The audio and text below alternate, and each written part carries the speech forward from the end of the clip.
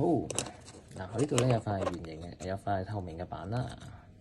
咁我就想同你咧玩一個井字過三關嘅遊戲。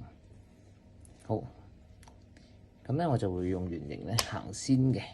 好啦，你想行邊邊啊？你係交叉，咁你都知道規矩㗎啦。井字過三關，三個相同嘅圖案，打斜、打直、打橫，連住嘅就係贏㗎啦。好，到你行。咁你可能係揀呢個啦，咁客人嚟揀邊個都冇所謂嘅。然後到我啦，好，跟住客人當然會防守我啦，咁我亦都要阻住佢，三個連埋，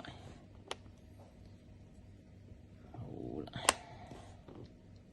哇！呢個客人相當之聰明啊！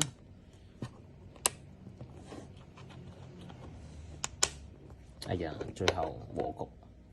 不過咧，其實咧，我哋呢個和局咧係整定咗，因為咧我喺後面咧做咗一啲圖案，我哋一齊完成咗呢個圖案。